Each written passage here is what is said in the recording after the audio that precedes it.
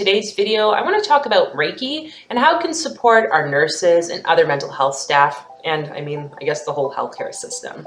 So tune in.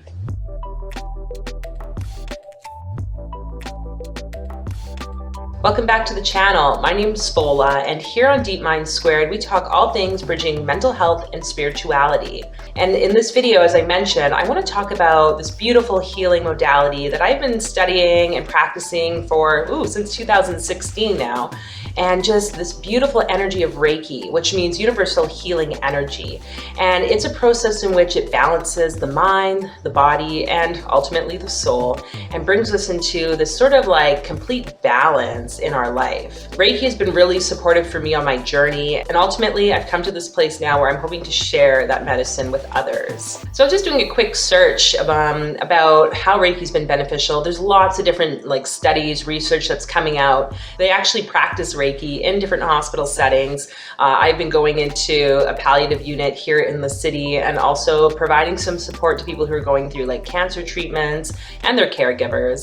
It's just such a gentle and loving process. But I was looking at this one study that was actually published in the Journal of Alternative Complementary Medicine by Rosada et al. And this study looked at the benefits of Reiki in reducing burnout amongst community mental health staff. And what exactly is burnout? If you're a nurse or you've worked in healthcare, you're probably burnt out. This is kind of why I've had to leave. A variety of other reasons too. It's just time for me to move on.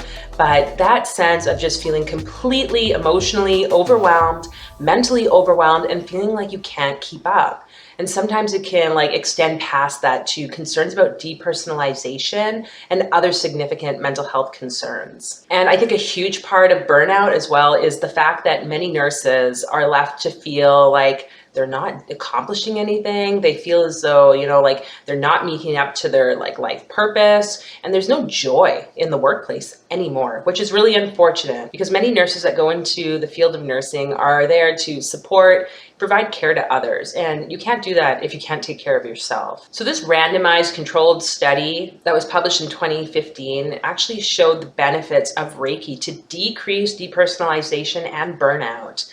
And they did this study with a controlled group where one group was receiving a sham form of Reiki and the other was receiving actual Reiki. And what is actual Reiki? If you've ever taken a Reiki course, there are a few different levels in which the practitioner learns a set of different hand positions, and they're also attuned to receive Reiki energy. So anyone can receive Reiki energy, anyone can be attuned to Reiki, but obviously you have to be mindful to know who it is that you're going to receive a session. But during the session, someone is receiving through lying down or sitting in a chair, and the practitioner just places these hand-on positions on the person's body or around the person's body in order to balance the energy fields. And if you go into traditional Chinese medicine or Eastern traditions, they see the body as not just the physical body, but also these inner and outer energy systems. So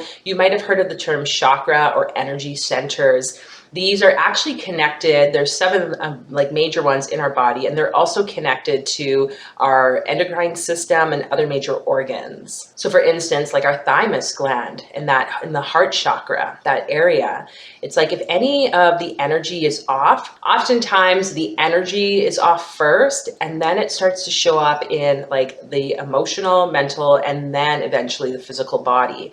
So the main thing to know is that if you are experiencing any form of physical ailment or disease, it's most likely related to some type of energy block or a channel of energy maybe not really working optimally. So it's really important that we take care not only of our physical body through exercise, eating well, sleeping, and all that fun stuff.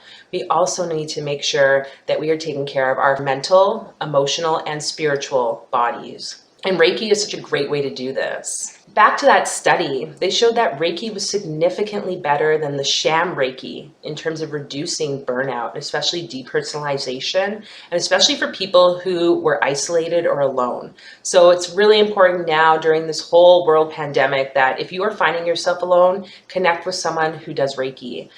This is something that can be done in person or also through like long distance. This is a part of the level 2 Reiki where we learn how to do these forms of healing. This is something that's really true to my heart.